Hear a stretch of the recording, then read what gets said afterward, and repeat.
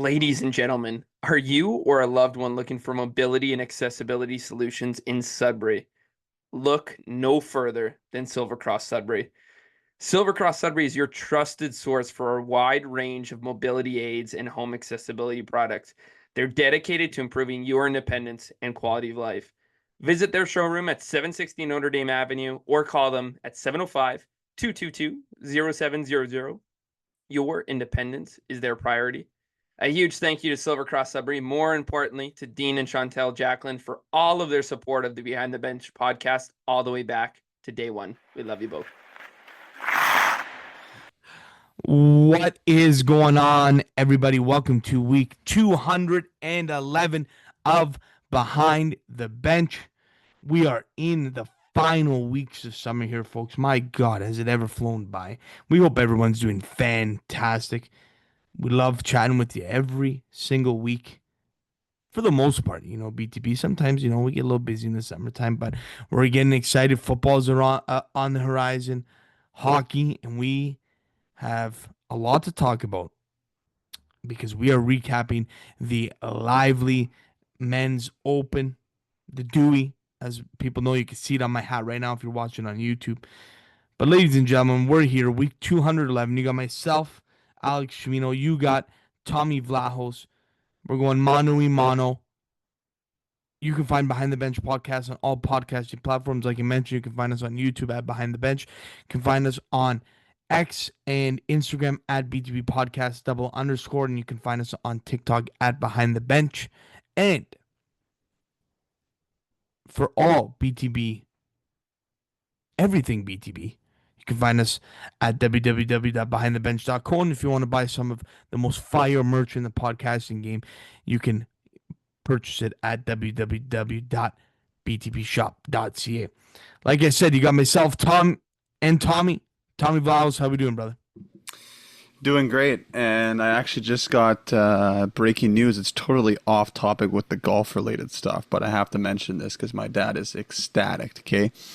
So, Cole's notes, Chim, is my dad's going to be in a movie, and he is so pumped. It's been in the works the last couple months, and I want to give some credits to friend. Hasn't this been years in the making? Yeah, but so we're gonna get him on because I just texted the group chat and I wanted to wait and so you can get a kind of live reaction here. So close friend of the show, obviously someone I grew up with, Shane Potra, his brother Matt's in the filming industry. So he's been in the works of making this movie called The Bruce Peninsula. Okay. There's obviously there's even a GoFundMe link that they've been trying to raise money the last couple of years to get this production team together, all that sort of jazz. But it is airing in Cineplex in a couple weeks here in Sudbury, and my dad's got about a 4 or 5 minute clip, and I already saw the clip. It's gold. It's gold. So Paulie's all excited. He's already texting everyone to buy tickets. Is he in the clip you just sent? No, the clip I just sent in the pod group is a trailer. Is basically explaining the movie. Okay. And like I mentioned, Shane's brother Matt's the main writer and director, and he's the main actor in the show too. So, pretty cool. We'll probably look to get him on the next couple of weeks just to share the story. And I know he's been working on this for the last couple of weeks, but yeah, my dad will be featured in a clip. So, pretty. I remember your dad always mentioning that. Yeah. You gotta see this clip. I can't spoil it. Oh. It's just the most classic Paulie clip too. Anyways, so yeah, dude, everything's good, man. It's beautiful outside. We're filming on a late Thursday evening right now. It's 28, 29 degrees. Beautiful. Life's good. The withdrawals of the Dewey are in full effect, that's for sure. It was such a fun tournament, such a fun weekend. I know we're gonna recap it, but other than that, man, no issues on my end here. What's going on with you? Oh, that's great, Tom. Yeah, no, everything's good. We're getting closer and closer to school, and you know what? I'm ready to go, Tom. I'm ready to go. I'm excited. I'll get my last bit of golf with Tom. I've been golfing a ton. I think up until I think I've played 2 weeks straight of golf. I haven't taken a day off in I think 2 weeks or something like that. A week and a half. You've been playing Tuesdays too, eh? Tuesdays in the morning now, Tom. It's Yeah. beautiful. Yeah, it's It's just yeah. beautiful. Hey, and you got a new best friend who's not on the show today, but like you and Mason's been rekindling your friendship or what? It's been great to see Mace, folks. He's been shy on his road to 35 and a half. Um, I don't think it's going to be close. I don't think he's going to hit it. But we have been golfing quite a bit together now in the mornings, which has been fantastic. It's been a lot of fun. You are right on that, Tom. We've been playing a lot of golf. It's so nice to have Mace a couple doors down. He'll pick me up, and we'll head to the course together. So life is good here on my side of things. Living up the last few weeks of summer here, and then like you said, Tom, the post lively open Dewey withdrawals are definitely settling in. We made some great memories. There's a lot to talk about on it, so very excited for it. But yeah, that's about it. Uh, if you heard last pod, folks, I kind of alluded to it. Stay tuned for some announcement coming in uh, the future. I can't tell you how long, but in the future, I we're very excited to. There's an announcement coming. As you know, BTB is hitting 5 years in October, so something that's my little Easter egg for you. Something around then will be going on for BTB, so stand by for that. We're very excited. Stand by me. Yeah. All right. Let's go to our Tristan Ritchie at Lake City Realty Performers of the Week. Thinking about buying or selling a home in Sudbury, Tristan Ritchie from Lake City Realty gives you more than just listings. He gives you honest advice.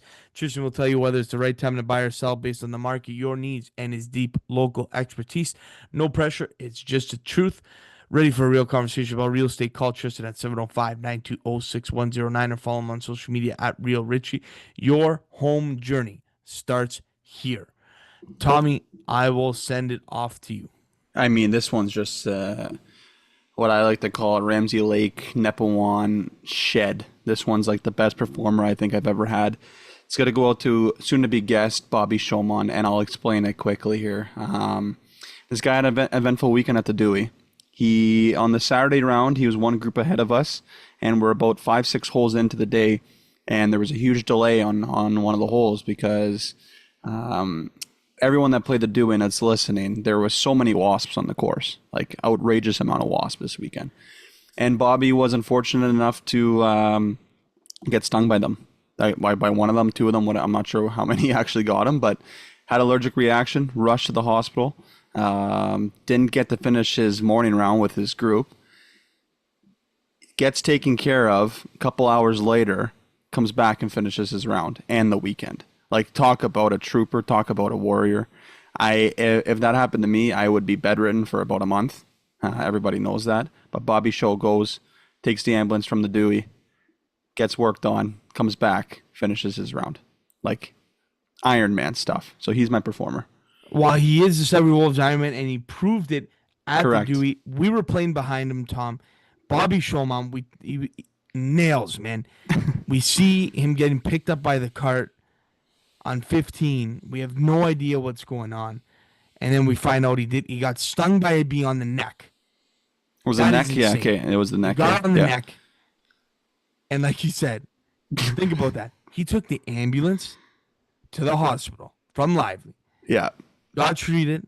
Was sending us updates too. Came back. And he was one Same day when he got picked up. Same and he day. shot 77. I think it was 77, 77. Yeah. Or 78, something like that. He was in our flight anyways. Yeah. So, nails from Bobby Shoma. He will be a future guest on this podcast to talk about his days with the Wolfers. I'm very excited for that. But yes, Bobby Shoma, you're absolutely bang on. Tom, I'm going to stick at Lively. I'm just going to give it to all the tournament organizers, Max Callio, Wachi, the whole Dewey board, as well as the Greens crew. They put on such a phenomenal event at Lively. It's so much fun, and the course is immaculate when you play it. The greens are unbelievable. They're challenging, but they are rolling at such a quick pace. It is unreal. And just the little things, Tom, great food, great meals, on top of, you walk in after a round on a hot day, you got the fresh towels for you, waiting to take a shower. They got all the amenities for you. They are. It is top notch. It is top notch at the Dewey. So a big thank you to them for having us, and we were totally pumped to capture the event, and hopefully we keep it going with them rolling into next year. The sky's the limit. I thought we brought a lot of hype to the tournament. I think it's only going to get better. So Tom. Yeah, and I'm not sure if you already said it because I'm a great listener. I'm gonna give some flowers to Robbie Geik as well. He was he was fantastic. Like no shame on him, but like I don't think that was his specialty to run the reverse draw and get on the mic in front of 200 people. But I thought he did a fantastic job. He got out of his shell completely and honestly killed it. And he's a huge part of how that tournament ran too. And I think it was his first year doing this, correct? Yeah, no, so I'm happy for him. Yeah, he killed it. Robbie Geik, yeah, great that you mentioned. I totally missed him there. He was unbelievable. Took care of us as well.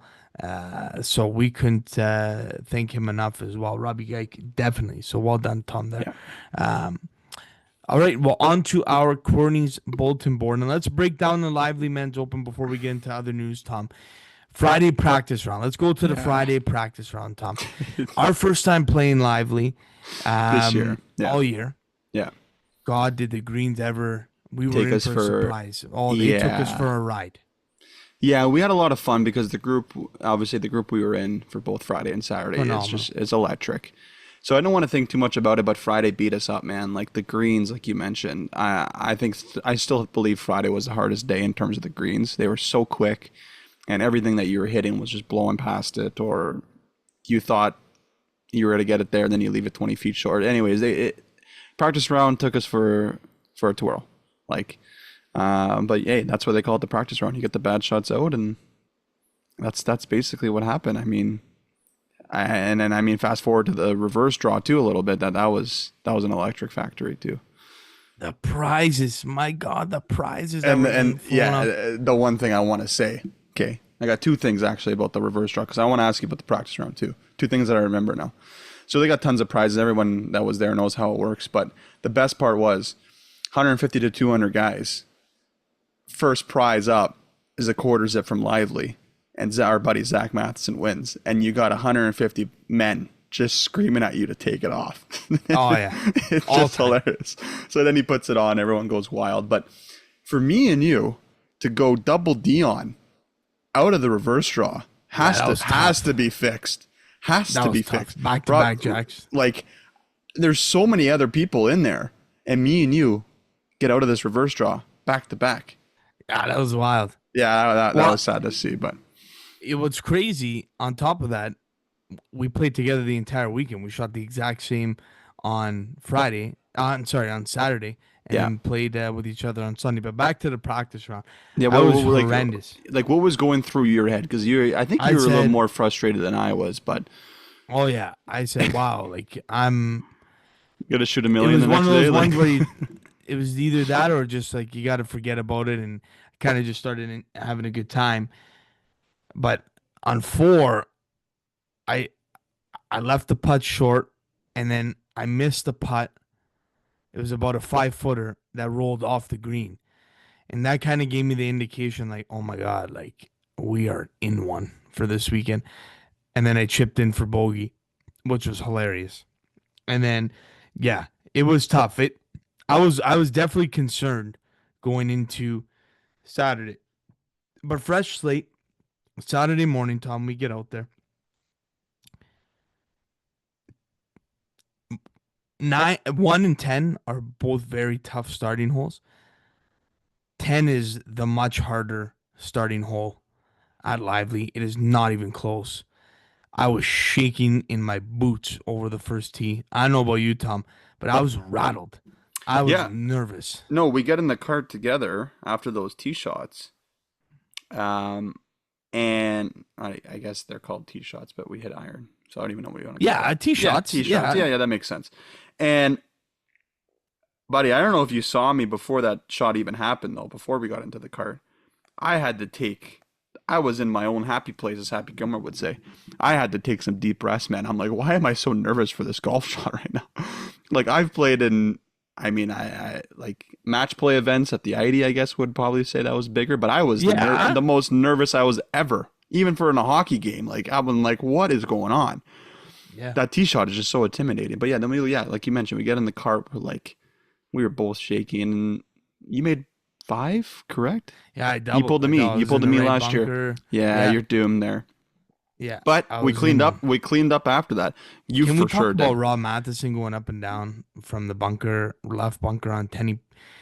What a Yeah. tough shot. He threw it Yeah. to 2 feet, bang, tap in, and away we went. Yeah. But yeah, no, we definitely picked it up after that and had a solid back front 9. The wheels kind of fell off for you near the end, Mhm. Tom. But Mhm. I mean, we almost aced 17. So that was electric, right? Yeah, we both made birdie. Yeah, that was a good hole for us. I mean, like, Yeah. I don't want to talk about my round in more depth. I kind of lost sleep about it this week, but I had that little, as anyone ever knows me, that little cocky pep in my step the first 7-8 holes because I thought I had the good stuff, and then I got on to 18 and made a double, and then it was all downhill from there. I was so frustrated, like, and I wasn't even a bad spot on 18. Like I was in the left rough, and I just chunked a 9-iron in the water. Like I would love to take that 9-iron back any day.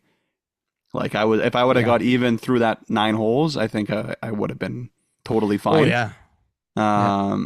But yeah, we ended up finishing both 78. What do you think did it for you though? To like, because you were even or 1 over going to the turn, taking the turn. I was 2. Two I was over? 2 at the turn. Yeah, I was 2 at the turn. Then you made a So I couple felt bogeys, good. eh? And then you made a couple I felt bogeys good. though. Yeah. No, I had a good 1, 2. Yeah. You made It part was, 1, you part 2. Part 1, part 2. 3 got you a bit though, no? You 3-putted. Did you 3, not? 3. Yeah, I think I did. Yeah. You 3-putted for Slapped par it around. though.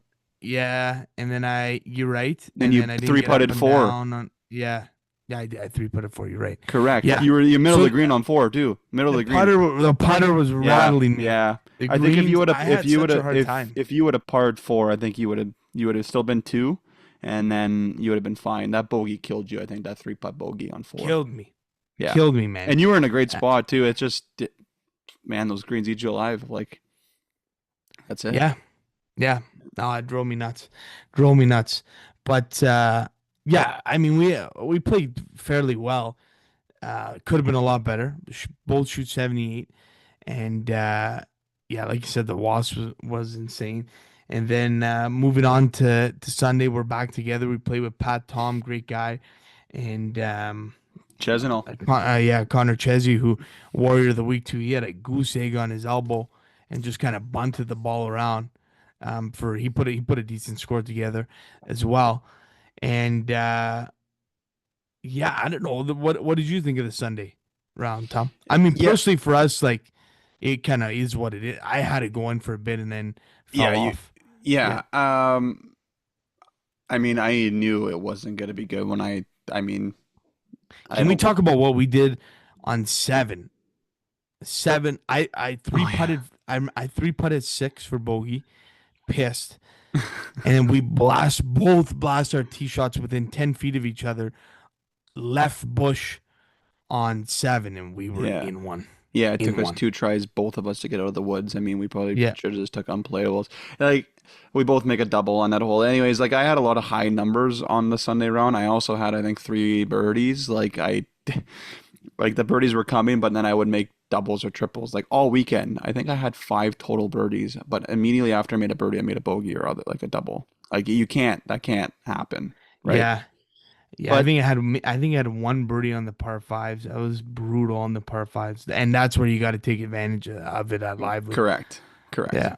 Correct. Brutal. But I just to wrap up my Sunday, the first hole of the day on hole 1, I believe hole 1 and hole 10 should be restudied on starting holes at that course, but I dunked one right in the gorse there. So cold top. That was cold top. Yeah. Time. So, but hey, man, like such a fun tournament. I mean, we'll be back. I think me and you both have. I told this to Evan yesterday at men's night. it's a tournament where I believe me and you can make like a champ flight. We just have to have the good stuff for like I think one round. Like to be one or two over, and I think we're very doable. Like to shoot 78 on the first day, like me and you can talk right now about 5 or 6 shots easily that we could have eliminated easily, and then we're there, right? So, but yeah, it was fun. We both played, obviously with Ches and Tom too there, like in the afternoon, so we were able to just go right into the champ flight groups, which was electric to watch the last couple holes. Yeah, it was. So, So going out to watch that and watch the big dogs play, we were trying to figure out what was going on for a little bit there, and then we kind of latched on to Kurt there. We knew he was in the hunt. I mean, and obviously we had him on, as you can see in the title of this podcast, so we talked about it a little bit with him as well. But for him to rattle off 4 birdies after going bogey on 10-11 is just unreal. Like pedal to the metal. Just it was that's sick, and then kind of took over from there. It was fun to watch. Couldn't be a more deserving guy to win it, so that was cool. And I mean, 18 as an ending hole, like we saw Bevan. Bevan was within I think a couple shots.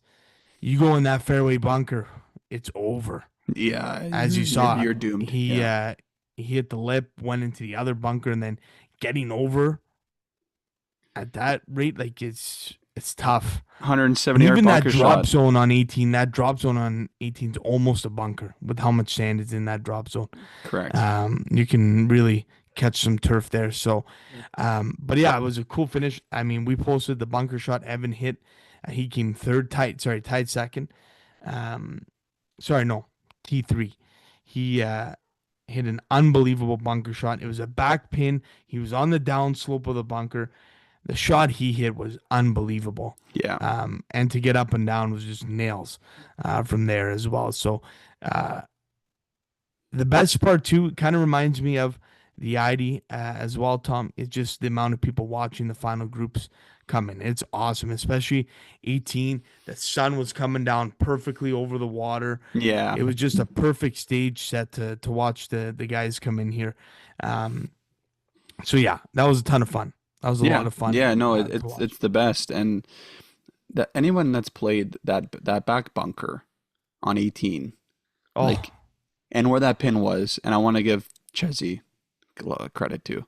Yes, He chipped in from that back bunker. Like, I don't even know how many times I would have to try to do that, let alone like when Evan came and did it, to go up and down when there's so many more people watching than when we came around in our group. Like, I would have bladed that in the water 10 times out of 10. Like, Yep. and for him to go up and down is even more crazy. Anyways, it's a great weekend. I'm excited for all our fans to listen to this Kurt interview. He was a stud. Wins again, 2 in 3 years. He's amazing, man. Amazing. He was nasty. Yeah. It was great chatting with him. The way he reads a green is insane. So we'll get that interview to you very shortly here. But a couple more things before we chat, Tom. This could be before we send it over to Kurt. A couple more things. This could have been a performer of the week. Maybe a little we missed it as well. The Sudbury Cyclones, Tom. The Sudbury Cyclones get promoted to League One Premier Division. So just to put into perspective for people, this team started last year in the 3rd division of League One, which is the Ontario, the provincial league. They started in the 3rd division, moved up to the 2nd division this year, and now are on their way to the Premier Division. And in some world where they were able, just to explain it for people, if they were to win that league, I believe they would be going to the CPL, which would be insane. But to get to this top division in this fast of time is unbelievable. You got to credit all the players, of course, coaching as well. Politi, Evan Phillips, I know Nick Walker's there as well. Just a great group of people and a great team around there. And you got to love it too, Tom. Talk about Connor Vandeweghe. Connor Vandeweghe took a more of a administration side of things, helped get this team off the ground, and then came out of retirement for this year. And Yeah, you want to talk about being yeah. key, Tom? They needed him this year. He was unbelievable. He is definitely the best keeper here, probably one of the best in the league as well. He was phenomenal. So that was wicked. What a squad. Cannot believe, like, for them to reach this, Tom, is like, it's insane. Yeah, yeah. They jumped 2 divisions. Like, it's unbelievable. And they And still have a that usually chance. takes like time. You know what I mean? Yes. For them how to like, I'm not a soccer guy at all. For them to do it that quick is phenomenal. Like, Yeah. so So their season is done now. They've played all 22 games. They are leading the league right now, so they could win the league as well. But promotion, because I believe it's the top 2 teams get promoted. Um, there is a chance they do win the league. They gotta hope Unionville, who plays York United, loses or ties. That would get them. That would clinch them the championship, I believe. Oh, well, no, there's the Borough as well, who has 2 games in hand. So we'll see. We'll see. There's still a lot to go here for them to clinch the win. But regardless, they do have the promotion locked up. So big congratulations to them. That is unreal. Unreal. Couple other things, Tom. In OHL news, there's not a lot to report. We'll do our full recap of the Wolves. buddy, we're around the off-season. corner, bud. We're around the corner. And we're definitely going to get you a preseason breakdown for the Wolfers coming in the next couple of weeks. But a rule change, Tom, a little intricate rule change. But, our favorite thing is video review in the OHL. They've expanded the Coaches Challenge and video review. So, last season, the Coaches Challenge was only able to be utilized to review potential instances of interference on the goaltender leading to a goal, provided the team had a timeout remaining. This year, they're able to do that without a timeout. So goalie interference, offsides, missed game stoppage event in the offensive zone leading to a goal, so high stick, so on and so forth, and penalty situations for delaying the game. So those 4 instances now can be challenged regardless of the remaining timeouts. And in the event of an unsuccessful coach's challenge in any of the above scenarios that we just talked about, will result in a minor penalty for delaying game, which I think is good. I just think the video needs to get better. The angles, the quality. Yeah. Can't some spend dough. 9 years at the video booth. And then let's you go. spend some dough on some good cameras. That's it. Also, big news too, Tom. The college scene is crazy right now. We saw Adam Valentini, who committed to the Kitchener Rangers, revoked that, and now is going to play in Michigan. Tom, Michigan has 11 new recruits coming into the squad, which includes Jack Ivankovich, who came from the OHL, as well as Valentini, like I mentioned, Muse, OHL, and Mania, OHL. Those are 4 that I know of. I don't know the rest, a lot from the USHL, but those 4, Tom, my God. Mm-hmm. You know what I mean? Like the OHL, it's going to be different this year. It's going to be really different this year. Yeah. Like, how do you feel, Tom? How do you feel for these guys now that are signed and can't go play college, are now playing in an arguably worse league or weaker league? I shouldn't say worse, but a weaker league in terms of a lot of these guys that aren't signed yet by an NHL team. Maybe they're drafted and not signed, are now going to play college. Yeah, like I honestly don't know It's what's going to be a lot younger, right? correct, and you sure hope it's almost more pressure for these signed guys, like you mentioned, though, to do well. Like if they Light up the league. if they don't put up like 90 to 120 points, like the NHL team that drafts you is probably like I don't like, are you really that good, right? Like I don't know. It also gives a chance for me and you, like we're depth players back in the day. Like you have depth guys that can take leaps now to maybe earn their spot at an NHL camp or like I But thought what do the you OH how do you think that the OHL, Tom? Because you got to think about it too. College has this NIL money to spend as well. yeah, So I know. how can the OHL, the CHL compete? How can they compete with this? Well, the only way they do compete is You have to start paying players. uh, I guess, but you just hope the resume backs it up. Like, Yeah. look at the OHL best players in the league. I'm sorry, the best players in the NHL usually came from the Ontario Hockey League. McDavid, all these guys. So you just hope that they're able to still keep players based on like the resume, like look who came from the league type of thing, because it hasn't worked at the college level yet.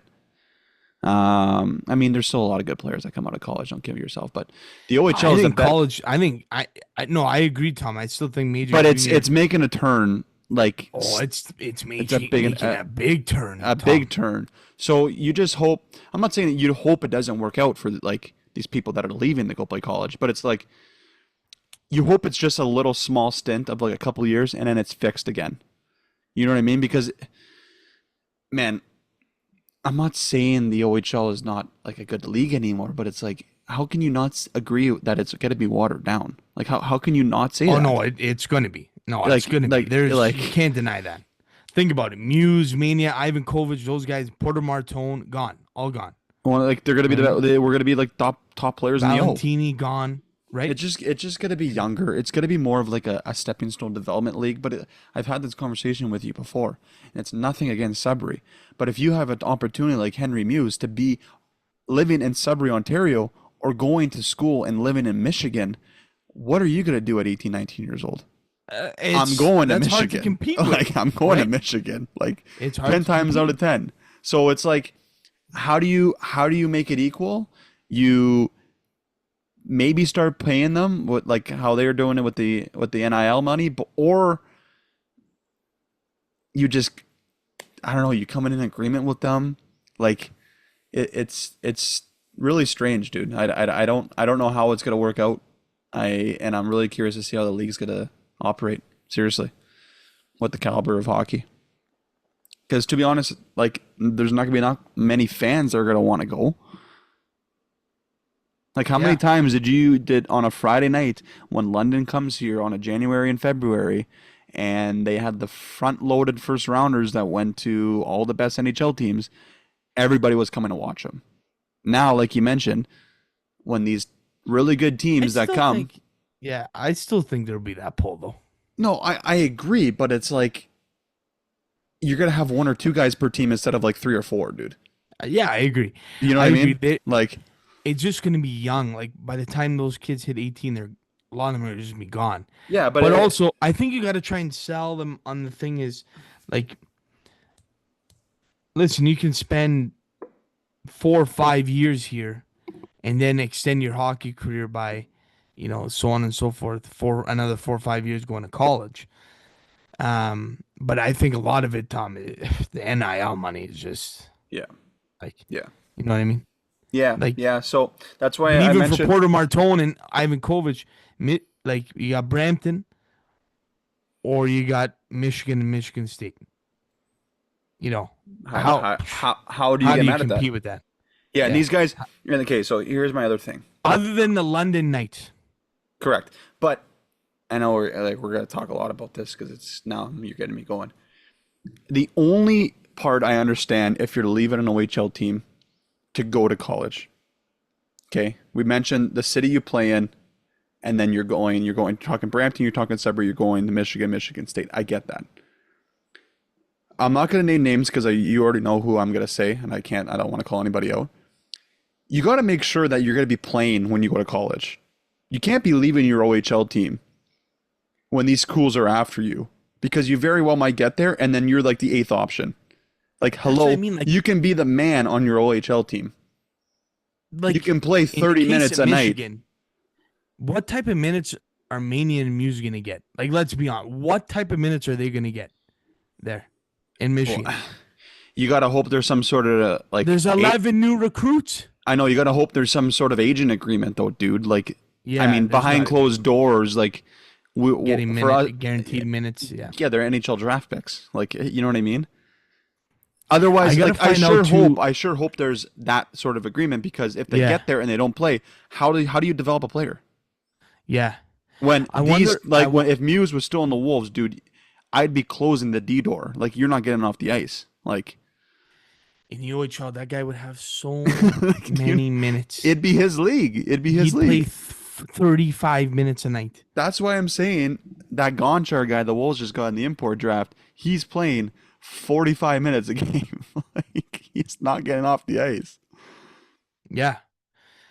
No, I know. I'm trying to figure out how the rights things work too. If the rights carry over to call, like how long the rights last for college hockey players versus OHL hockey players. I got to figure that out because I'm interested in that as Yeah. well. So yeah, no, it's gonna be interesting. What I do love, Tom, out of all this, it does sound like we kind of have a negative tone, but we're just kind of talking about the facts of Yeah. it. Yeah. What is great is it extends the careers Of players. for Dude, it's best of both these- worlds. especially the overage guys, right? Like awesome to see Dono and now and DeAngelis, those guys, Delic, all the overagers getting deals.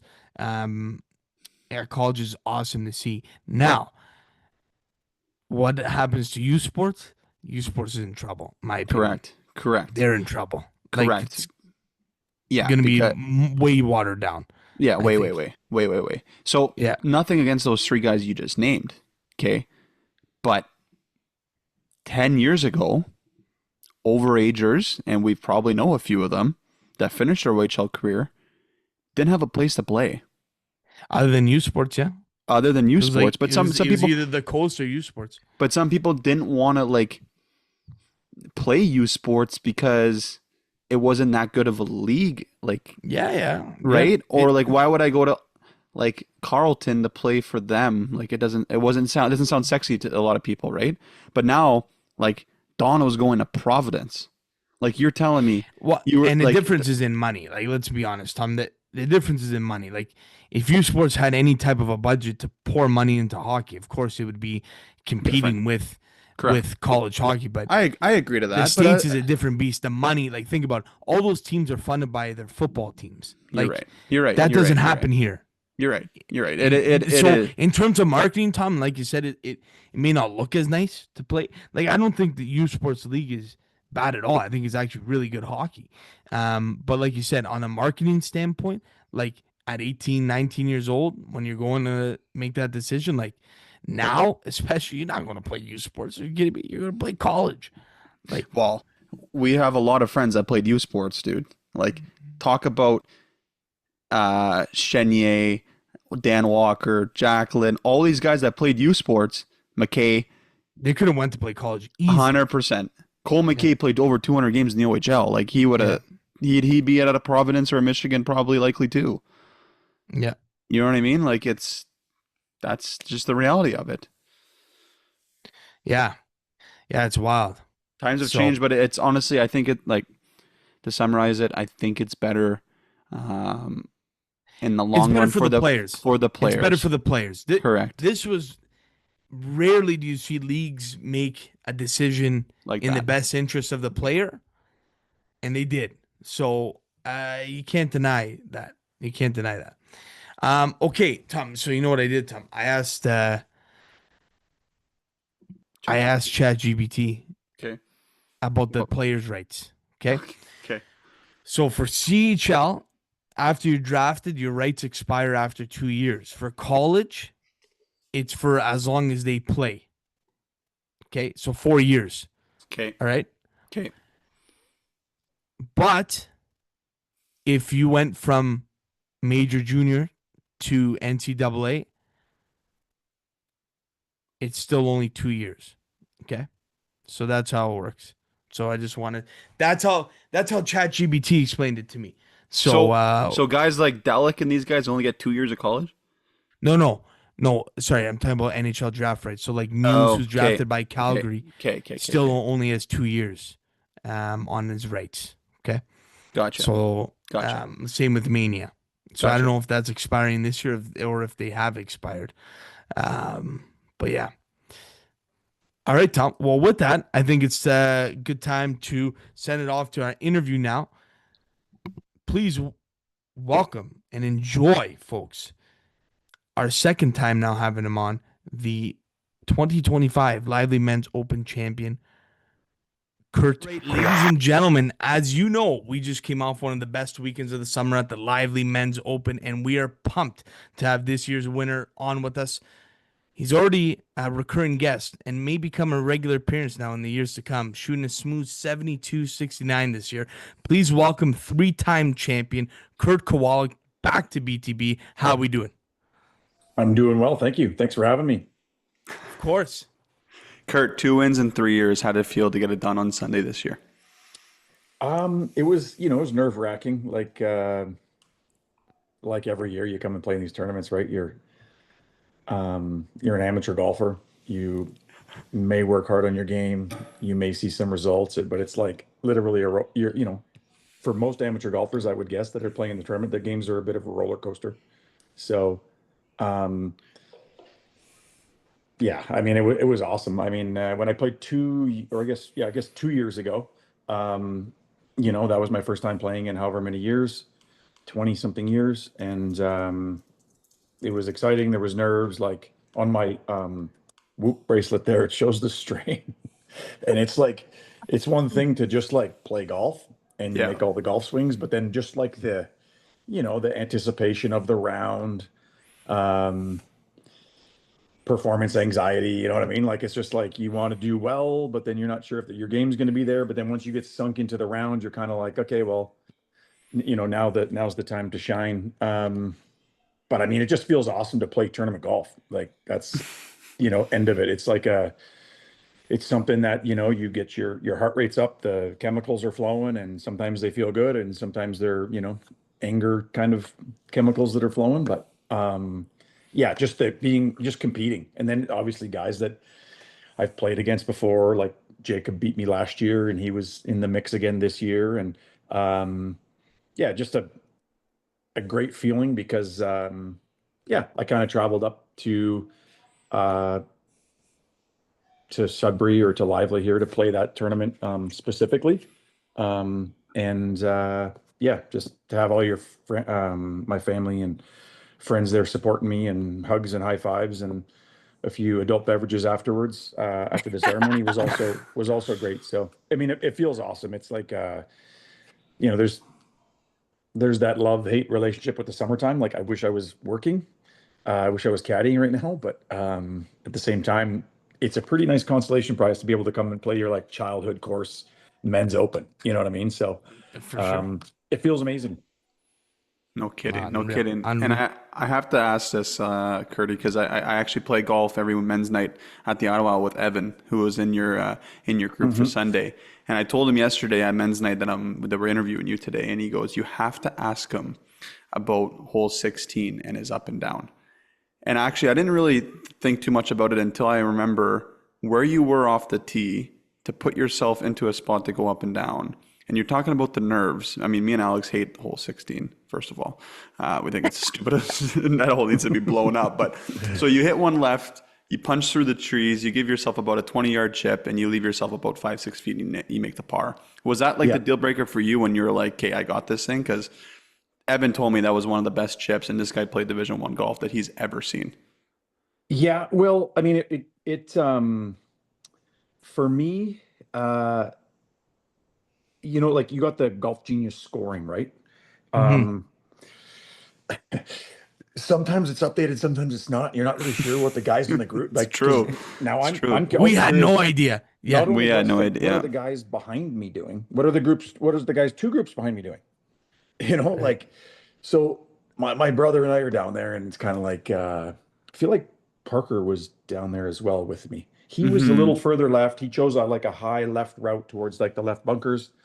My brother's kind of like, doing his doing his best version of like, hey, you could play it down number one and then hit over the trees up onto the green and have a par putt.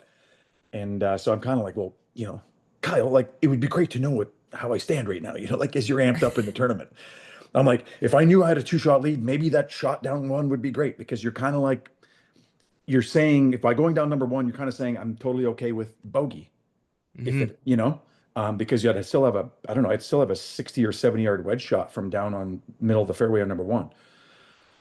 So, but then there was a window too. There was like a window of, say, I would say it was 25 yards in front of me. And it was maybe like, I don't know, without exaggerating, it was in the 4 to 5 foot wide window of tree, like, you know what I mean, of just two birch trees. And I was like, well, I can hit a 7-iron through, like I was 110 yards. I was gonna hit a 7-iron through there, lands up top, rolls on. Maybe it rolls to the back of the green. I have no idea. But I decided to go with that because I was like, I can pull this shot off 90% of the time.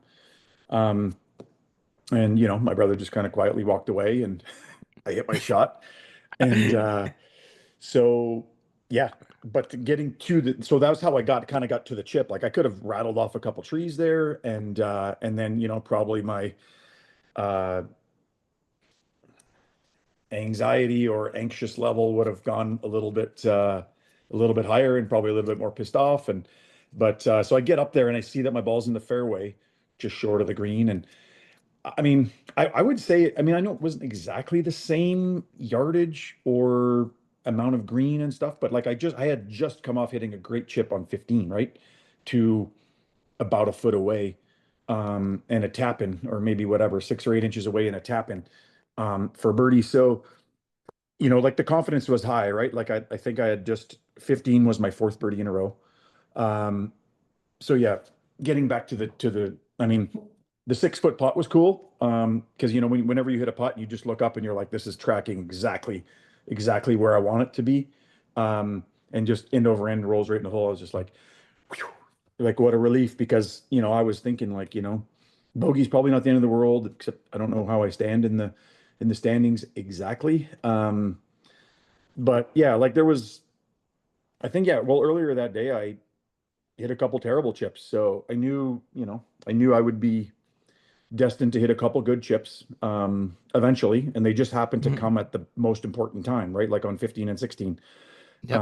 to be able to kind of convert an up and down. So, but again, like when we talked last time about um the playoff, like my best shots happened to come when they mattered the most. And those are the uncertainties. Those are the uncertainties in amateur golf. I mean, even geez, in pro golf too. Like some guys play great for 72 holes, they go into playoff, and then they make their first bogey in the last 36 holes or something silly.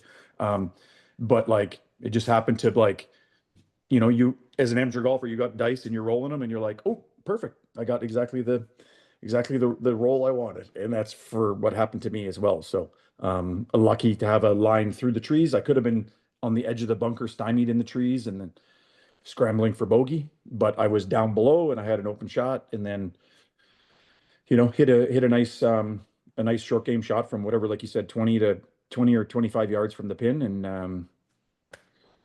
I'll take it. Nah, love it. I love it. I had a similar line on day one. I hit the green, but I three putted for bogey. So it just shows how hard You were on you you that up were and down is. you were left actually both days, yeah? Saturday and Yeah, Sunday, oh yeah. correct? It's so The hard to It's hit a the. banger. I find the pin on 16 on the first day was on like the side of like it was on a pretty good slope. they were diabolical That for hole needs sure. to get blown up. That hole need. But it's We'll a talk to fun the. golf hole too, though. There's some Yeah. drama with it too, especially down the stretch. But even looking back further in the round, Kurt, you kind of went off after going bogey start on the back nine. When you got to 12, were you just like, okay, like game on here? Uh, no, I feel like I wish I could say yes. Like it wasn't a switch I flipped. It was more like I just was done being mad. Like, Hmm. I mean, if you watched my approach, it was the one-handed follow through on my, I don't know, like just whatever, whether I had poor alignment or whatever it was on that one. But I hit this shot and I look up and it's just like I ended up being perfectly kind of like pin high, but left. Like I was 18 feet. But when you're 104 yards and your ball is perfectly like 6 paces left of the hole, it looks like a country mile, right? Like now, if it was on line and 6 yards short, I'd be like, "Ooh, that was a good swing," you know. But I'm still the same distance. I just happen to be pin high and left. Like where, or at least where my ball pitched, it may have spun back. But anyway, so it was just like frustrating because you want to like make your swing and then be like, "Oh yes, it's painting right down the pin," because that pin was nowhere near either fringe, right? Like it was 12 yards from the left fringe and 8 yards from the right fringe. So it's like green light, dead aim, and I didn't pull it off. So I was like, "Whoa." But yeah, when I went up and just did my normal routine on the greens and got this and matched the speed in the line, you know. So that was obviously like a relief. I don't know if it was like a game on, but it was it was like, okay, I'm done making bogeys here. Like let's turn it around. And you know, you Yeah. think about it and it's like, well, yeah, I mean, maybe it's gonna take something cool to happen. But you always just want to like hang in there and give yourself a Right. chance. Because the back nine has some challenging holes, and you could, you know, if you don't birdie the par fives, and maybe sneak in a silly bogey somewhere else, like the leader could kind of back up a little bit. So I know that through the front nine um, we were chasing Kramer, and you know he ran into some tough luck, kind of starting the back nine, and I didn't really learn about that until about number 14. After we were done number 14, someone was like, you know, something happened on number 10 you should know about. And I was like, oh, so that kind of like was like, oh, okay, like, whoa, like I'm not like grinding for second or third place here. Like Yeah. maybe I'm grinding for You're in first it. place. Yeah. But again, just kind of, you know, one of those things. It's such a fun tournament though, like the challenge of the holes and then the switch of the Oh yeah. winds, right? I'm sure you guys noticed like from Saturday to Sunday the wind switched from a kind of a southwest, west southwest to like northeast. So it was kind of like every hole that was straight into the wind was straight downwinds kind of thing. Like number 3, for example, right? Yeah. Um, 100%. that was into the wind the first day and then was straight downwind the second day. So super cool to play it with two different winds. And clearly Yeah. I like the northeast wind better. Yeah, I love that. How did you find the greens, Kirk? Because I like for you, I know it's different, but for us, we found them like Friday, especially Saturday, and then obviously it got a little bit slower on Sunday, but Mhm. Friday, Saturday was like some of the fastest we've seen it at Lively. I don't know how you felt about that. Fast, yes. So I have like this thing called the perfect putter, and it's not a putter. It's actually just rolls the golf ball down like a ramp. And I do it to like set up drills and like, you know, like there's no like pulling a putt up the hill or pushing it up the hill. There's the golf ball just comes rolling off this ramp, right? But there's also a spot on there where you can roll a ball and determine the stimp meter, like determine the speed. So I like to do that just to kind of get a bit of a framework on how much the putts are going to break, because like on slow greens they don't break as much, but on faster greens they break more. So for me, it's important to know. Um, and I did it on, I think it was Saturday, and I did it in two different spots on the green, and I got it like 11 and a half and 11.75 the other time. So I was like, Wow. whoa, like those are fast greens. And Yeah. some of the hole locations, um, Oh yeah. some of the hole locations are wild, for that speed. Now, Hmm. if it's just like a normal day at Lively and the green speeds are 10, it's different. You know, they're not as severe that the ball's not going to like miss the hole and then like run down 3.5 feet away kind of thing. Um, but yeah, so fast is my answer to that one. They were Yeah. fast, and I mean, obviously the green slopes haven't changed, but it's kind of like Yeah. I think sometimes when guys can you know they can be like, oh my God, the greens were way too fast or whatever. Well, it's like you were coming from the wrong side of the hole. Like if you were below the hole, which I wasn't often, but you know, I think in my experience and you know hanging around pro golf for a long time, and being a caddy, I know what like a putt. I know what a read looks like, and I know what good speed looks like on a 9 foot putt across like a 3% slope with 11 and a half speed of greens. You know, I know what it looks Yeah. like, and I know Yeah. how much Yeah. break to play, and I just find you know that kind of gives me just a little edge when it comes to it. So starting with my 100%. starting with my bogey save on 10 was a 6-footer that I played three and a half. I played it nine. I played 10 and a half inches of break on a 6-foot putt from the center of the hole. Wow. Because I figured the green speed's Yeah. like 11 Yeah. and a half-ish. The slope I factored in is about a 3. So I'm whatever like my baseline read for 1% is, I'm tripling it. And that's how I got to like, I think it was 9.9 is what I got, like 3.3 times 3. And then I'm like looking and I'm like, oh my God, that's 2 cups outside the hole from 6 feet. It's not something that happens often at Lively because the green speeds aren't that fast. Mm-hmm. That's on that particular hole location, when you go down to 10 speed instead of 11 and a half or 12, you're looking at probably, it's probably only 5 or 6 inches outside the hole, not 8. But that's the thing. You got to Wow. play the 10 inches from the center. You got to play that out, because if you play it any lower and you miss it, like you're going to subconsciously hit it a little firm because you're not playing enough break. And then you've got a 4-footer coming back. And I'm like, this is already my bogey putt here. I just took 2 chips. So speaking of chips, I had 2 chips on that hole. And yeah, so anyway, or yeah, maybe Evan was just surprised I got up and down on 16 because he was used to me having 2 chips on the hole. Oh man.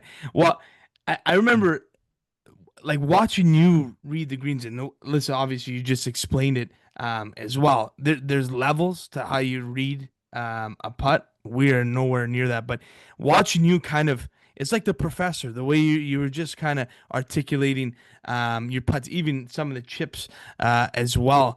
You're Right. reading. So like, it'd be cool. Maybe one day we'll have to get on a green together, and we can videotape. We can do a video on your putting process, because it is phenomenal. I don't know Is if I, that I don't aim know. point what you're I talking don't, about? I don't know if I want to do that though. Well, I put with my wrist and he might just trip me. So, but I Yeah, I probably promise have. I'm a really good putter. It's probably the best in my bag.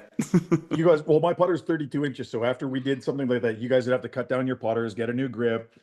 Oh, mine's 34. I'm Oh, good. okay, so you're shorter than standard, I guess. I mean, standard, I guess 35 or 36 when you just go to the store and see all the putters. Yeah. Um, Yeah. but yeah, but what I do for putting, I don't know if you can see that on there, but that's an Okay. app on my phone.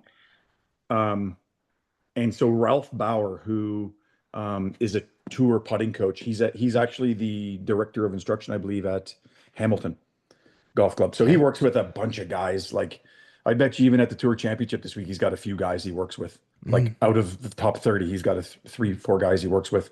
I bet you he's got 10 different students that he does a little bit of something with on the tour. So anyway, he and another guy from Hamilton Golf Club, they started that app. It's called Tour Read. Really nice app.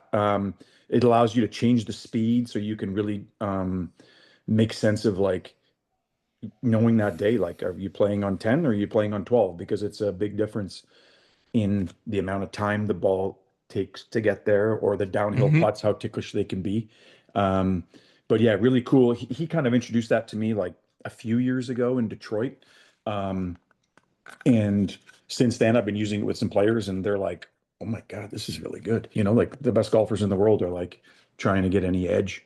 So, that's something that I use. And I find it helps. It just like really just narrows it down to like, okay, well, if you got a 30-footer, it's not like, oh, there's one read. Like if you got a 30-footer and it's across one slope, that's 10 steps, you're looking at about 20 inches of break. But if you're a little firm, like 17 could work. And if you're a little soft, like 22 could work. You know what I mean? So there's a 5-inch window. As long as you start it in there and you have somewhat reasonable speed, it can work, you There know? you go. Yeah. So yeah, anyway, long and the short is that that's kind of a system I use, and it just really helps me to get my speed better because I can be like, this is a ticklish putt. I'm gonna max out the break. Right. And then know that like if it does fall in, it's just gonna trickle in. And if it misses, it's gonna be a tap in. You can kind of like just doctor up the amount of break you want to play for speed. So Unreal. Unreal, Tom. Unreal. Um, Now, moving on from that, you mentioned your brother was on the bag.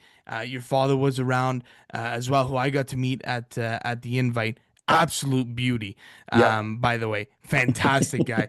Yep. But how fun was it to have them around? I know you kind of alluded it already, but having your brother on the bag and then your dad around as well. How was that? Yeah, yeah. So my brother, he's just kind of like how do you say it? He wants to support however he can. He knows like I can get a little bit heated. I mean, there's probably nobody in the tournament that hit bad shots and wasn't like, oh. So, Yeah.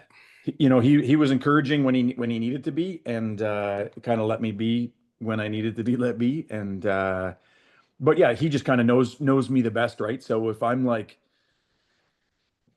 wanting to vent or something like that, like I feel comfortable with my brother being there because he knows like, okay, all right, are you done? We're moving on. Let's go, kind of thing. So, but yeah, it's like he had a bum knee, he hasn't been playing much golf this year. So we played on Saturday uh with some of our buddies, and then he was like, well, do you want me to caddy? Because I can't like go and play golf and then caddy again. Like my knee won't take it. But I was like, well, hey, if you'll caddy, I'll take you. So yeah, so you know what I mean? Like that's just love and support because he's kind of foregoing his Sunday round to support me in my For sure. in my goals and dreams of winning the lively tourney. So or the Dewey, Unreal. sorry. The doing. Really? I love it. Love it. And a little bit earlier this summer, just mentioned it too. You made your return to the invite as well, the Idlewild Invitational. So how was that coming back and playing that tournament? Good. Yeah. So Yeah. it was just, with caddying, being on the live at the first part of the year, February, March, April, and then not doing anything much in May, and then having an event to caddy in June, and then that not turning into much. I was like, well, I could like chase around the PGA Tour and, um, be at the tournaments and just kind of like, be that neighborhood cat in your yard looking for scraps kind of thing, like it's a bit of a weird energy. And I just kind of Yeah. wanted to be like, you know what, I'm going to find a bag and it's going to be full time again. And when that happens, you miss a lot of things going on in life. So I was like, well, this is a great opportunity. I've been telling Robbie Coe and the guys there that I wanted to come back and play for a long time. And, I was either at the Open Championship or I was at the Scottish, and it was just never really worked out. And, so I just kind of made a decision there, like late June, like, hey, you know what? I'm gonna just take the summer off. If somebody calls me, great, but I'm not gonna like go hanging out at the PGA events to try and find a job. And so I signed up for North Bay tournament and then the Idlewild tournament. But yeah, it was great. Like, so now getting back to my dad, like I told him I was playing the North Bay tournament, and he just like, I'm hitting balls on the range. You've been to North Bay? Yeah. So I'm hitting balls on the range, and then the parking lots, you overlooks the parking lot, and I'm like, geez, that guy looks a lot like my dad. I hit another shot. And then he gets closer and I'm like, Dad? So he just showed up to watch and support, So, That's awesome. but yeah, I've got a pretty good stroke average with him watching. Because then he supported on Friday of the Idlewild. So that was like I don't know. I think I shot a 71 or something, maybe 71 at North Bay, or maybe it was 72 at North Bay, and then a 70 at the Idlewild, and then a couple of good scores at Lively. So, yeah, he just loves it. He's so proud. It's like, that was when my brother and I were 5, 6, 7, 8 years old, that was our kind of like bonding time, right? Like my dad would bring us out to the course. We were the little brats hanging around, and had one club and probably taking more turf than we were hitting golf ball, and just, exposing us to the game. And then eventually we moved to Lively and got in there. But yeah, the Ottawald's great. I mean, my first time taking part in that Champions Dinner, and I have a new jacket now. Yeah, there we go. It's a pretty sweet jacket. And Todd at Reg Wilkinson. So he's got like inside the jacket, you got like your name exclusively tailored for Kurt Kowaluk, and then underneath it'll say like the years that I won. Like it'll just say wicked. 2001 or was it 2002 and 3? I think it was 2 and 3. Yeah. Yeah, 2002 and Yeah. 3. And yeah, so it's pretty cool. So, and then obviously there's room for more of them, but like I said, it's a fine balance, right? Like I don't I would love to be playing in the Ottawa next year, but I also love to, my job is maybe a bit more important than that, that I could be working in the middle of July. For sure. For sure. Yeah. Yeah. What are the plans for the fall and the winter coming up here, Kurt? I'm going to head to Napa, which is the next tournament, Procore Championship, and got a host family I stay with there. So nothing lined up at the moment, work related, but I will, um, I'll be there all week, just kind of hanging out and looking, and because it's kind of like a different time of the year now, right? Like in July, guys were grinding. They're 2, 3 tournaments away from the end of the year. It's like a caddy change is probably not happening, but maybe going forward in the fall where there's things are a little bit more spread out, there could be some opportunities. So I just want to kind of be there and make sure that I'm on the front lines of the opportunities. So Yeah, for sure. Yeah, it seems like there's been a few changes this year. It seems like Morikawa is like every week there's a new caddy. So yeah, you never know there. For sure that'd be cool to yeah. see. He's although I was just had the tour championship on, he's like 4 under through 9. So Yeah. Oh, it's wild. But you mentioned Live. How was that experience being on yeah, Live Golf? great experience. They are spending money in every which way over there, on the Live Tour. Fun environment, fun format. Like they treat us very well. First class travel, uh, hotels I'd never even heard of or stayed in, like the Mandarin Oriental and the Fairmont Residences and like things like that. And I'm just like, unbelievable hospitality. And then like it was a change, right? Like there's music playing, there's music blasting on the driving range and the putting green before the round, like during warm up. Um, Shotgun start. So everybody's having breakfast together. Everybody's in the locker room together. Everybody's at the range together, short Okay, game, yeah, putting that's green, different. Yeah, and yeah. then boom, shotgun start, and then everybody's done. Everybody's in the dining hall, eating. Um, a blast. I'm glad I experienced it. It was only 6 tournaments, but glad I experienced it for Yeah, sure. no doubt. That's Yeah. cool. Love it. Love it. All right, Kurt. Well, before we wrap it up, we're gonna go to our dynamic five here. 5 rapid fire questions. Whatever comes to the top of your head, let it rip. You're experienced with this now, as you are with the game of golf. So we'll send it off to Tom here. All right. What's your favorite hole at the Ottawa? Hmm. Whoa. Tough question. Um, I'm just trying to think of the one I had the most success. Okay, 16. 16. Yes. Great golf hole. Yeah. Great Yeah. one. Um, almost a double blind shot in a way. You don't really see your ball finish off the tee. And then Yeah. I don't know anybody who can see their golf ball on the green, maybe unless you're on the front 15 That's it. feet of the Yeah. No. green. Yeah. Yeah. So it's like a Yeah. double blind shot challenging. But I do remember, you know what I mean? I'm just over the years, I remember shaking hands on that one a few times. You know what I mean? So, Yeah. I love it. and as Bert Keeney likes to say, "Hey Kurt," so I lost the match there on Sunday morning to I'm drawing a blank. Jimmy. Yes, Jimmy. Yeah. And then even afterwards he goes, "Hey, so like I guess because I had lost I guess I won 8 matches in a row by winning 2 tournaments, right? Yeah. And then I won 3 more, so I had 11 wins. And then I just added anyway. Bert Keeney loves to say, "Well, hey, in match play, you're this, you're 15-2." Like, so I'm like, yeah, that kind of makes sense. That kind of Yeah. makes sense. So, Checks out. I love it. Okay. Well, you know what's coming next. What's your least favorite hole at the Ottawa? hmm, I would say for them. I mean, I guess over the years I've hit a lot of good and a lot of bad. My least favorite hole. Um, I don't know. I kind of prided myself on not like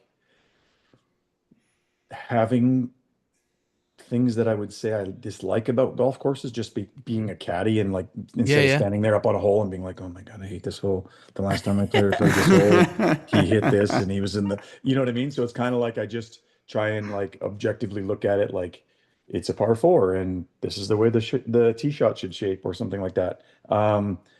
But least favorite. I maybe 15 is a challenging tee shot for me because I rarely curve the ball from right to left. Okay, fair. I know the few times that I did play it last in July, it's kind of like I'm doing like kind of like a straight shot slash hold off. Like I really wish the wind was from the right to help me to help the ball stay.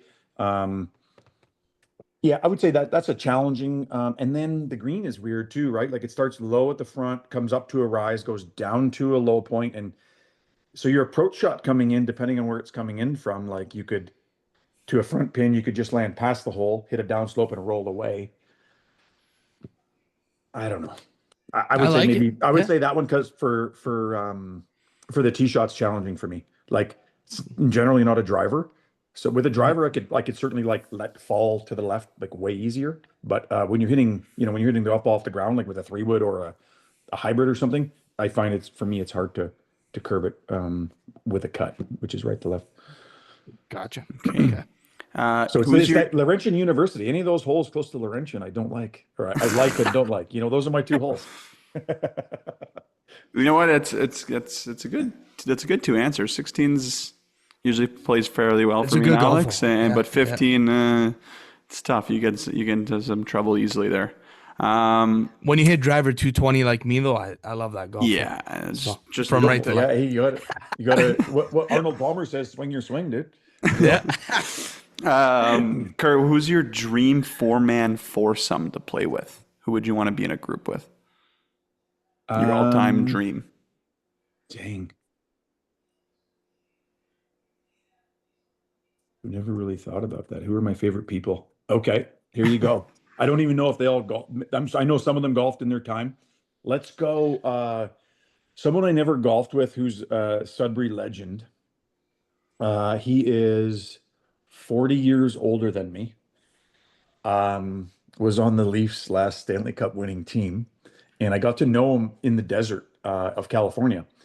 Jimmy Pappin. Wow. Yeah. So in fact, you know what? I did play. That's wrong. When I was about 17 or 18, Vince Palladino invited me to play the Adewald, like a practice round for the Adewald Invitational, and Jimmy was in our group. So that was my first time meeting him. But I mean, I was 17 and I wasn't like a nostalgic Leaf fan at that point, right? So okay, so Jimmy for sure, because he's even though I never watched him play, he's one of my favorite Leafs. Let's mix in Terry Fox. Okay. Another Canadian legend. And then let's go with so we've got an old school Leaf. Let's go with Wendell Clark. He's probably my guy that I watched, you know what I mean, 1985 first overall pick before Austin Matthews was the next first overall pick, right? So I would say so those two Leafs legends, Clark and Pappin, and then let's mix in Terry Fox. Just because he's like a Canadian hero because he didn't do anything, he didn't play, like he was just a legend. Just a legend. What he believed in and what he ended up doing. So when he came through Sudbury, I think it was I want to say early August. Maybe early August, like 1980. So I wasn't even a year old, but still really cool guy. Just love. I've got a T-shirt that I wear occasionally when I'm in Las Vegas. Nobody knows who he is, but he's my Canadian hero. Love it. Yeah. I love it. Your go-to karaoke tune.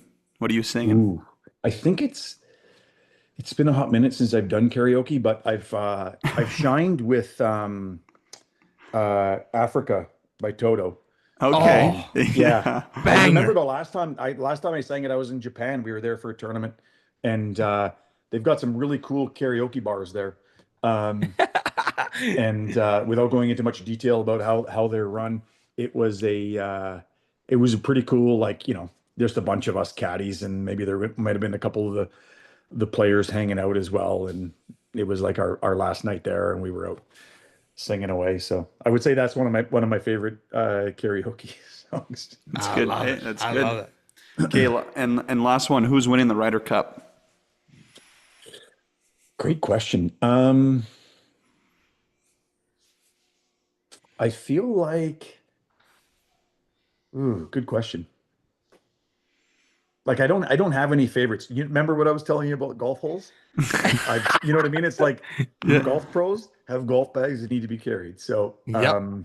yeah, so I don't have any favorites on either side or people that I'm like, there's no rooting against or anything. It's like Yep. I have caddy buddies on both sides who I'm close with, and it's just it's a fun tournament to watch. Who do I think's going to win? It is at Bethpage. I feel like the US is going to come up on top just because I've caddied at Bethpage in the PGA Championship, and I know how, I guess maybe the word's boisterous or something like that. Like they're an interesting fan there in New York, and mix in some adult beverages, and the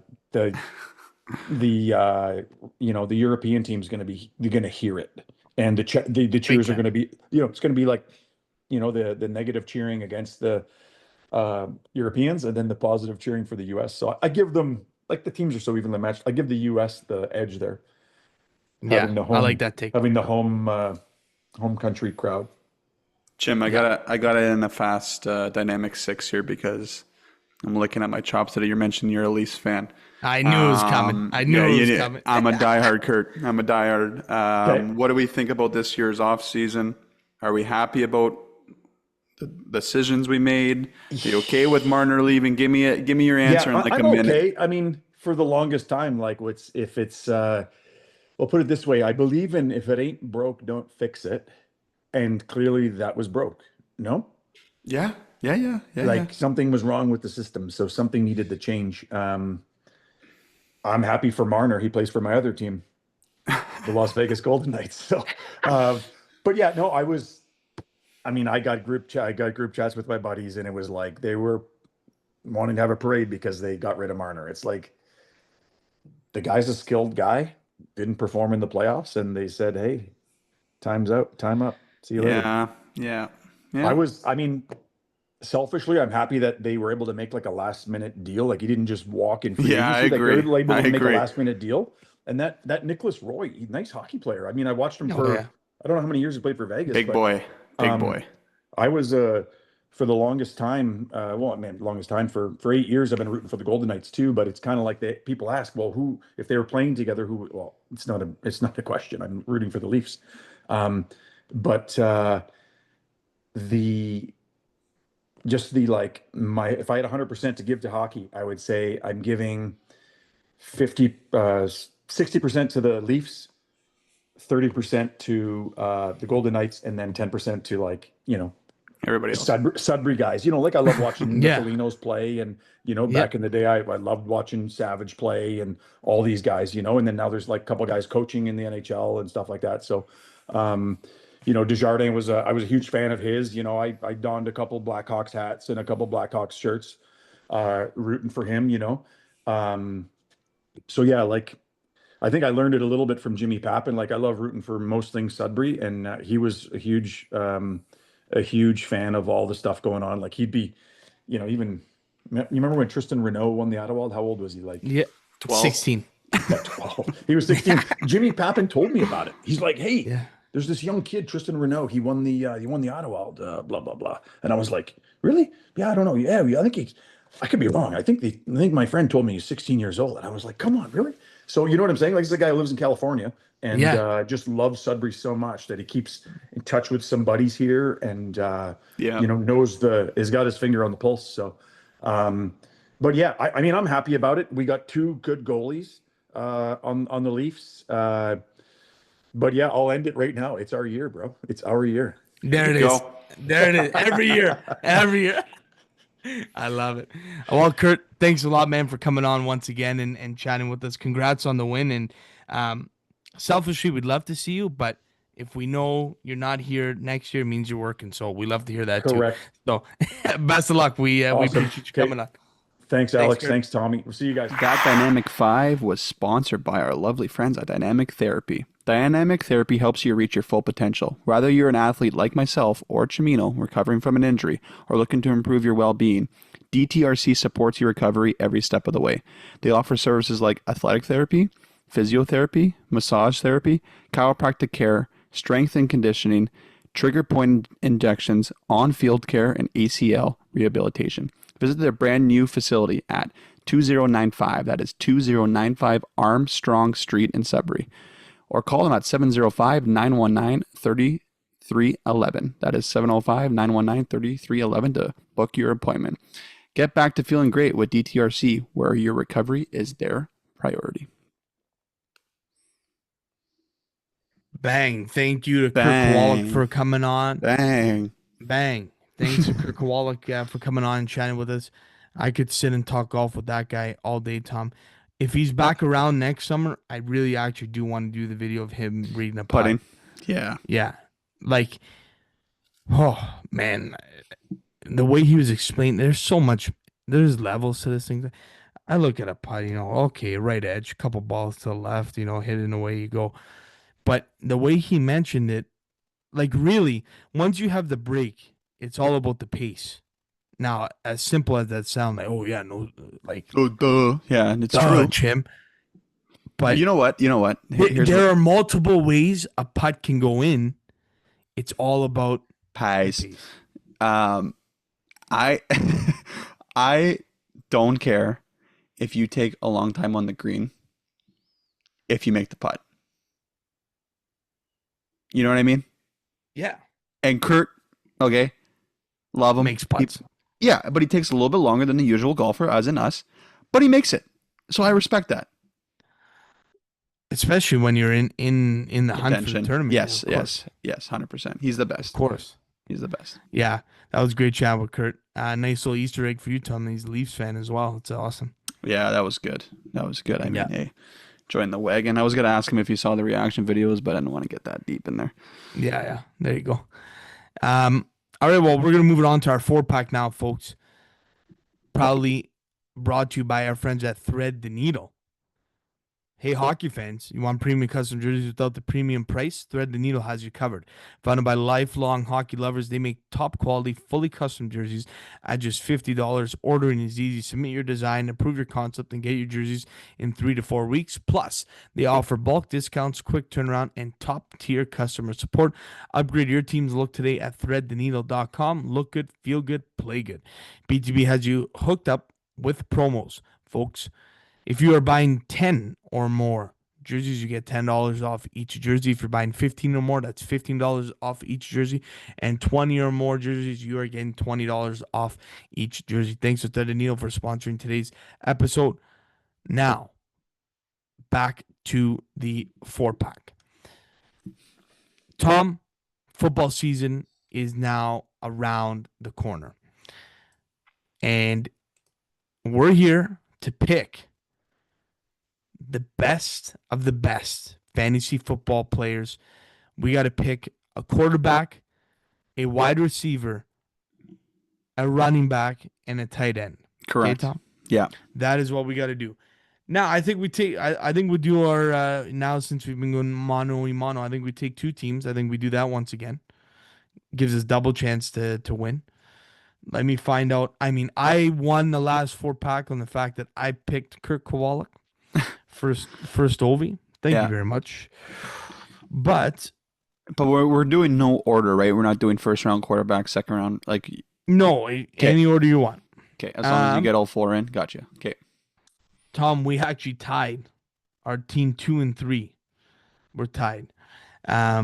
So, but you know what? Since I took the winner, since I picked the winner, I think that's a good tiebreaker. Yeah. You got it, bud. You got it. And you know what? I'm gonna reverse it. I'm gonna give you the bullet. Bullet. Okay. Bullet. I'm gonna give you the bullet. And then I'll follow again, like we said, snake style as always. Okay. I mean, Ever, Tom. lock, Jamar Chase gets 1 million touchdowns. Joe Burrow only looks for him in the end zone. Gotta love receiving touchdowns for points. Yeah, he's gonna go early. Could be one in a lot of these drafts, eh, Tom? Correct. All right. Well, I'm gonna go.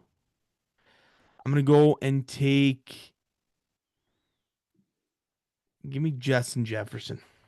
Give me JJ. Mhm. So my second team, I can start fresh, correct? Like Yeah, this yeah. is, I don't have to take a receiver again. Gotcha. Okay. No. Yeah.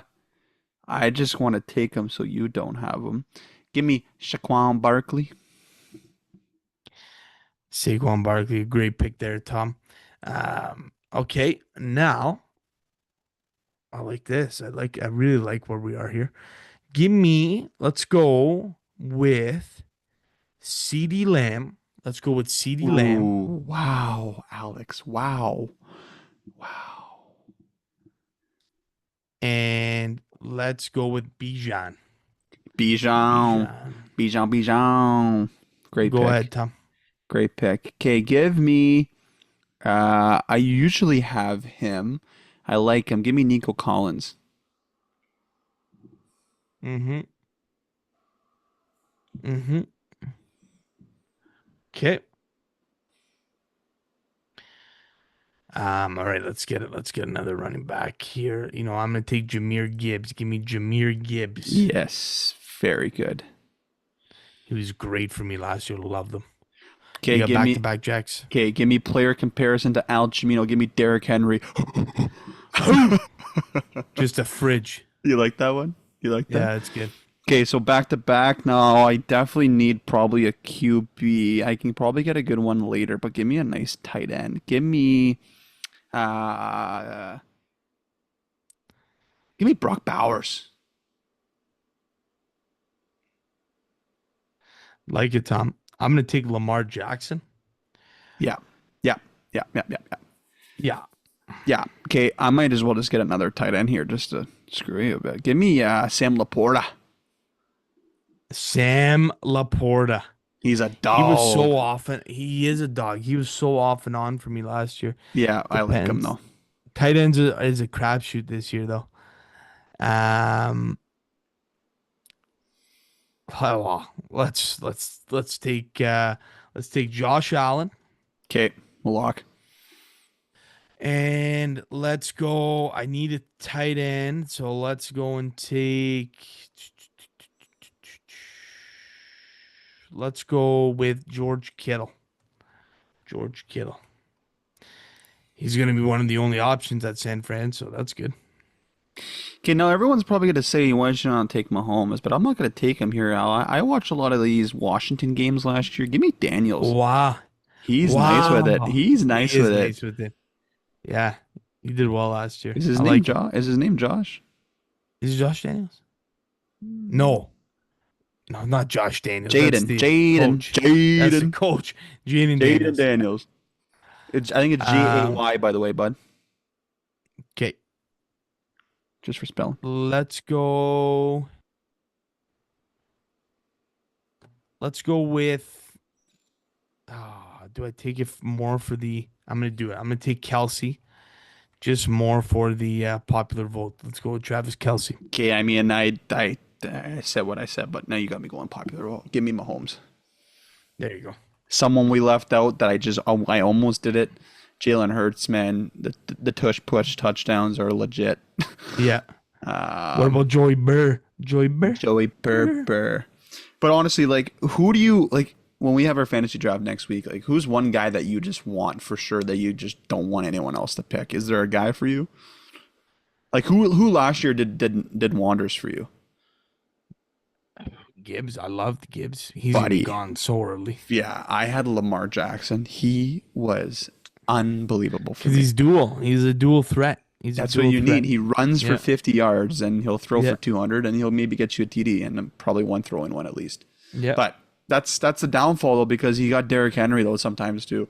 So it's like, how do you find that niche? But you already know I'm drafting 2 elite quarterbacks very early to piss everybody off, and then no one has a good one mid-season, and then that is classic. That is classic Tom. That's classic Tommy Vamos. When you Classic. only play one, I don't care. When yours gets hurt and you need a good starting one, you gotta come to me. It's a bold strategy, but I like it. All right, to recap it, Tom went with Chase, Derrick Henry, Brock Bowers, and Patrick Mahomes as his first team. For my first team, I went with Justin Jefferson, Jameer Gibbs, Lamar Jackson, and Travis Kelsey. Tom's second team, he went with Saquon Barkley, sorry, Nico Collins, Sam Laporta, and Jaden Daniels.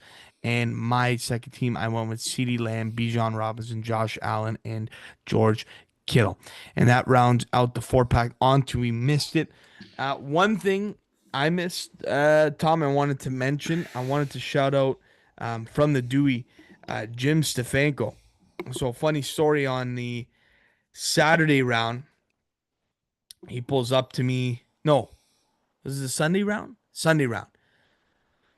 Pulls up to 9 green out of nowhere and just shakes my hand and says, "Hey, I'm Jim Stefanko, and I've been working. I have a little laser studio that I've been kind of messing around with, and I made you a ball marker." Handed it to me. You saw it, Tom. Yeah, amazing. That BTB ball marker is nasty.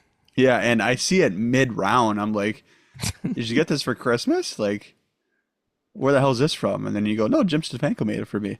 But Jim, Yeah. if you're listening, man, like, it's 2-person show here. Like, I would, we may have to hit them up. We may I would need to love get one a of bunch those. of them. Dude, Maybe get amazing. Yeah. I think they maybe would do a sell. bunch I of- think they would sell, to be honest. Yeah, they'd be great. They for were sure. they didn't help your putting, but it was a great gift. No, yeah, you're damn right. Damn right about that. Bam. Boom. But one Anything thing else? I talked last week about it. I've been watching because there's nothing else on TV. I'm so excited for playoff baseball, dude. It's so around the corner. The Jays, man, the Jays. Yeah, and Mr. Justin Bieber on the mound tomorrow, Shane Biebs. So looking forward to that. Yeah, man, everything's good. Everything's good. You Gonna be electric. what's your plans for the long weekend? I know we're gonna talk next weekend, but you got any next week? But what's going on? Next week, sorry. Actually, well, now you mentioned weekend. Another performer I can give. I'm full of them. You have a I wedding. have two. I do. Yeah, I have a wedding. So shout out to Amy DeSimone and my cousin Anthony Chimino, who are getting married this weekend, this Saturday. So big congratulations to them. It's gonna be a fun night, fun day on Saturday. Also, another performer, Tom, we missed. Obviously, Mason Savage would have mentioned it if he was on the podcast. Red Savage signed a deal with the AHL Rochester American, so stick taps to him as well. Congrats Correct. to Red, and also congrats to Ryan Savage, who got married as well a couple weeks ago. So, but long weekend, Tom, not much, man, not much. I much. think just playing golf. That's it. Playing golf. I And might it go is. to the island, but another performer, Nice. former guest. We missed it. I mean, we can probably interview him in a couple months. Danny Caddick signs an AHL deal. I don't know Huge. I don't know if you saw that. So Did he not signs see that. With a who? 1-year, 2-way AHL contract with the Belleville Sens. Nice. So That's Danny awesome. Caddick. So Congrats to him. Amazing. he was a great Amazing. interview Wicked. back in the day. Awesome interview. Awesome interview. So that's Yeah. it, man. A lot of good interviews over 5 years, Tom, and we're coming upon it here. Man, we've been in talking for October. like an hour. Like this is Yeah, we've just been snapping. dynamite episode. Snapping. All right, folks. Well, that's going to do it here for week 211, our Lively Men's Open recap. Thanks to Kirk Kowaluk for coming on. Thanks to the whole crew at Lively. Like we mentioned, Calio, Waddy, Robbie Geik, Ryan Remington, Remy. Can't forget Remy as well. Big thank you to them for all they did for us. We felt right at home at Lively. Cannot wait to do it again next year. Love them all. Thank you very much. And we will see you for 212 next week. Love y'all. Ciao.